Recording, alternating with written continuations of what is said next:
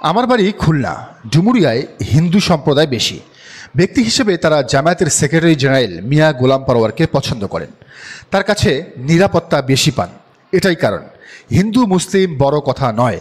আর জামাত তো নির্বাচনী দল, তারা তো সবাইকে নিয়েই কাজ করবে। এই কথাগুলো খুলনার ডুমুরিয়ার হেলাল আহমেদের।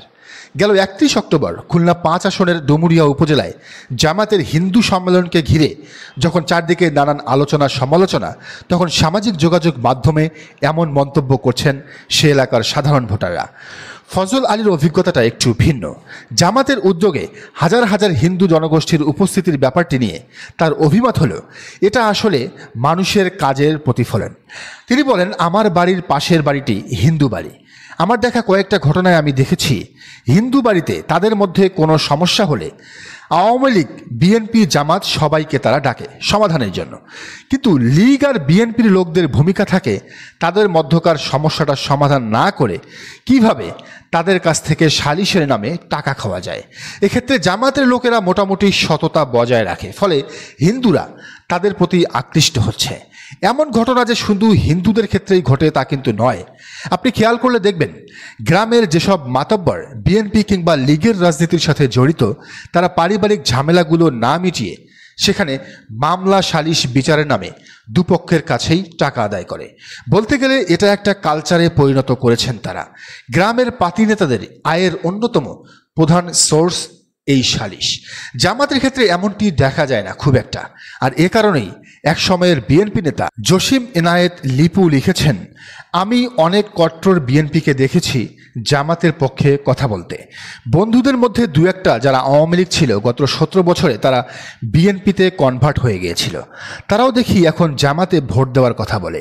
আমার কথা বাদই দিলাম, আমি নিজে হাসিনার কথায় প্রলুব্ধ হয়ে সারা জীবন বিএনপি করে বিএনপির পোলিং এজেন্ট থাকার পরও একবার আওয়ামী লীগকে ভোট দিয়েছি, এবার জামাতকে ভোট দিব। আসলে সবার আগে বাংলাদেশ, সবার আগে দেশ। যারা দেশের ভালো করতে পারবে তাদেরই ভোট দিব, মন্দের ভালো যে তাকেই ভোট দেব। মোটা দাগে তৃণমূলের পরিস্থিতি কিন্তু এটাই। মানুষ তার আশপাশের পরিস্থিতি এখন সহজে জানতে পারেন। যে ব্যবসায়ীর এখনও বিএনপি, যুবদল, ছাত্রদলকে তাদের আয়ের একটি বড় অংশ চাঁদা দিতে হয়, যে পরিবারটা বিএনপির গুন্ডামির কারণে অতিষ্ঠ, যে বাবা মা ছাত্রদলের পাতি নেতার দ্বারা তার মেয়ের ইপটিজিংয়ের শিকার হতে দেখেছে, তারা কিন্তু ধানের শীষ ক্ষমতায় আসুক সেটা চাবে না। যে জেনজি কিংবা শহরের ভদ্রলোক ফেসবুকে দিনরাত নারায়ণগঞ্জের সন্ত্রাসী জাকির খানের গুন্ডামি স্টাইলের ইন্টারভিউ দেখে বিরক্ত, ব্যালটে তারা বিকল্প খুঁজবেই। ফলে শুধু সাধারণ ভোটাররা নয়, হিন্দুরাও ঝুঁকছে জামাতের দিকেই। বলা চলে একদম নীরব একটা বয়কটের ডাক এসেছে বিএনপির বিপক্ষে। মানুষ ভয় কাটিয়ে সে কথা বলতেও শুরু করেছে। চায়ের দোকানের আলোচনায় কান পাতলেই আপনি তা শুনতে পাবেন। তো জামাতের সেক্রেটারি জেনারেল মিয়া গোলাম পরোয়ারের খুলনা 5 আসনে প্রায় 17টা ইউনিয়ন হিন্দু অধ্যুষিত। ওই আসনে জামাত সেক্রেটারি গোলাম পরোয়ার 2001 সালেই এমপি নির্বাচিত হয়েছিলেন এই হিন্দুদের ভোটেই। খুলনা 5 আসনটি জেলার ফুলতলা উপজেলা, ডুমুরিয়া উপজেলা, গিলাতলা এবং আটিরা গিলাতলা নিয়ে গঠিত। এখানে বারবার এমপি হতো আওয়ামী লীগ থেকে। নৌকার নারায়ণ চন্দ্র চন্দ একজন কুখ্যাত মানুষ হলেও ডুমুরিয়ার বেশিরভাগ হিন্দু ভোট পেয়ে 4বার এমপি হয়েছেন তিনি। তো এই নারায়ণকেই 2001 সালের ভোটে 4000 ভোটের ব্যবধানে হারিয়েছিলেন গোলাম পরোয়ার। তখন হিন্দুদের বড় একটি অংশ কাজ করেছিল জামায়াতে ইসলামীর সেক্রেটারি জেনারেলের পক্ষে। গোলাম পরোয়ারের নিজস্ব ইমেজ এবং নারায়ণের প্রতি মানুষের তিক্ততা থেকেই সেবার হিন্দুরা গণহারে দাঁড়িপাল্লায় সিল মেরেছিলেন। মিয়া গোলাম পরোয়ারের খুলনায় সাম্প্রদায়িক সম্প্রীতির এই পরিবেশের উত্থান কিন্তু নতুন নয়। 2001 সালে সংসদ সদস্য নির্বাচিত হওয়ার পর বিজয় মিছিল বিশাল হিন্দু জনগোষ্ঠী তার সাথে সেবার যোগ দিয়েছিল। তো হিন্দুদের জামাত প্রীতি নিয়ে বিএনপির লোকেরা ব্যাপক সমালোচনা করলেও সেটা যে এখন বাস্তবতা তা স্পষ্ট করেছেন ডুমুরিয়ার একটি কলেজের শিক্ষিকা কৃষ্ণা বালা রানী, যিনি এর আগে জামাতের বাইতুল মাল নিয়ে ফেসবুক পোস্ট দিয়ে ভাইরাল হয়েছিলেন। সে মতামতের চুম্বক অংশ পড়ে শোনাই আপনাদের। জামাতে ইসলামী ও হিন্দু সমর্থক প্রসঙ্গ বাস্তবতা কোথায় শিরোনামে এলাকায় বলা হচ্ছে, জামাতে ইসলামীর হিন্দু সমর্থক প্রসঙ্গ নিয়ে অনেকেই কথা বলেন। আসলে এখানে মূল উৎসটা খুবই স্পষ্ট।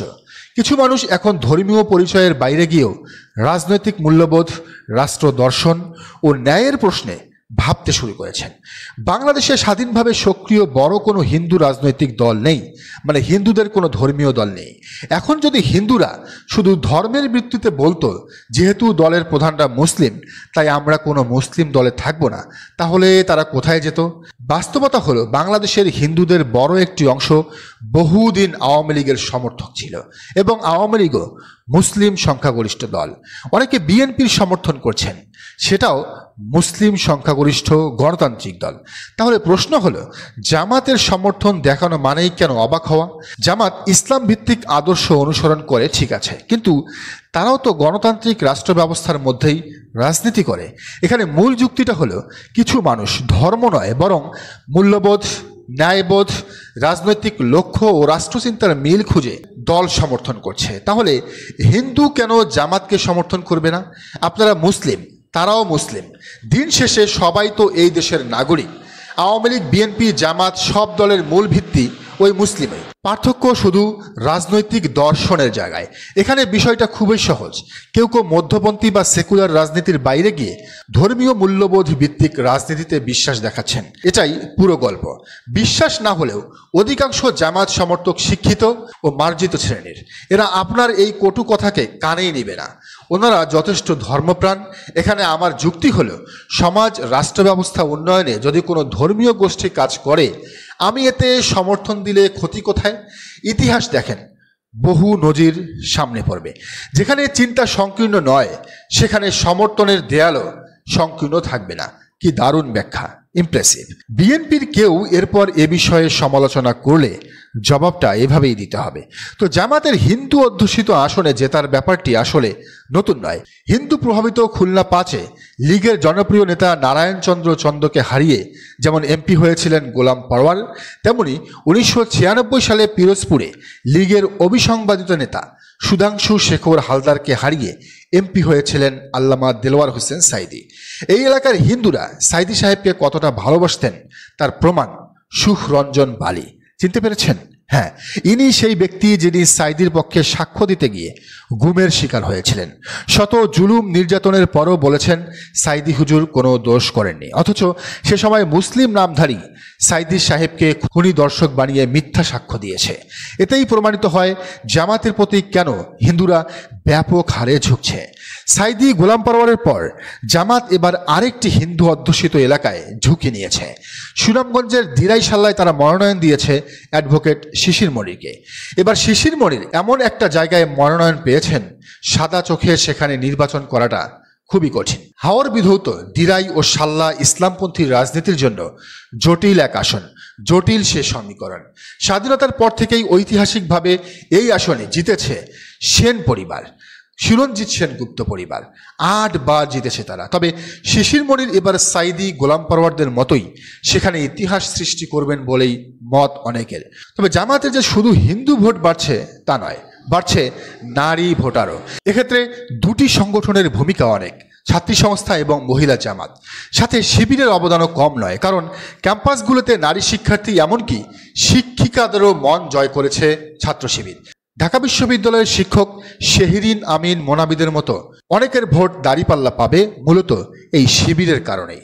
ছাত্রী সংস্থা গেল 17 বছরে বিভিন্ন ক্যাম্পাসে লাখ লাখ শিক্ষার্থীদের মাঝে তাদের দাওয়াতি কাজ ছড়িয়ে দিতে পেরেছে। তারা যে তরুণীদের জামাতের দিকে ঠেলে দিচ্ছে এটা বুঝতে পেরেই সে সময় জুলুমের স্টিম রোলার চালানো হয়েছিল তাদের উপর। জেল, বহিষ্কার, আঘাতে জর্জরিত হওয়ার ফলাফল এখন দৃশ্যমান। শহরের উচ্চশিক্ষিত মেয়েরা এই ছাত্রী সংস্থার কারণেই জামাতের দাঁড়িপাল্লাকে ভোট দিবে, এটা প্রায় নিশ্চিত। এদিকে গ্রামের নারীদের মাঝে দাঁড়িপাল্লার ঝড় তুলেছে মহিলা জামাত। সারা দেশে জামাতের নারী কর্মীরা এখন নির্বাচনী প্রচারণায় পুরো দমে মাঠে নেমেছেন। উঠোন বৈঠক, বাড়ি বাড়ি গিয়ে ভোটারদের সঙ্গে সরাসরি যোগাযোগ সবই চলছে নিয়মিত। তারা নারীদের কাছে দলের প্রার্থীদের পরিচয় করাচ্ছেন, ভোট দেওয়ার গুরুত্ব বোঝাচ্ছেন এবং রাজনৈতিক বার্তা পৌঁছে দিচ্ছেন ঘরে ঘরে। পরিস্থিতি এমন যে বিএনপির ভেতর কাজ করছে ভয়, আতঙ্ক। তাদের নেতারা জামাতের নারী কর্মীদের বিরুদ্ধে অভিযোগ তুলেছেন বিভ্রান্তিমূলক প্রচারণা চালানোর। তাদের দাবি ওয়েলফেয়ার পলিটিক্সের নামে মহিলা জামাত চাল, ডাল, টাকা বিতরণ করে ভোট চাইছেন। নোয়াখালী সহ বেশ কিছু এলাকায় মহিলা জামাতের উপর নৃশংসতাও দেখিয়েছে বিএনপি। বোঝাই যাচ্ছে বিএনপির ধরাবাঁধা দুটি ভোট ব্যাংক হিন্দু এবং নারী দুটোতেই হানা দিয়েছে জামাতে ইসলামী। বিএনপি ভেবেছিল ধর্মের কার্ড খেলে জামাতের গায়ে সাম্প্রদায়িক তকমা লাগিয়ে তারা লীগের ভোট ব্যাংক হিন্দু ভোট পুরোটাই ধানের শীষে ভরাবে, কিন্তু সেটি আর সম্ভব হলো না জামাতের কৌশলের কারণে। এমনকি জামাত ক্ষমতায় আসলে নারীদের ঘরবন্দি করে রাখবে এই ন্যারেটিভও খেয়ে দিয়েছে জামাত। উল্টো নারীদের নিরাপদ ও সহজ কর্মসংস্থানের প্রতিশ্রুতি দিয়ে প্রশংসায় ভাসছেন জামাত আমির। দর্শক, আপনার কি মনে হয় এই প্রতিবেদন সম্পর্কে জানাবেন কমেন্টের ঘরে।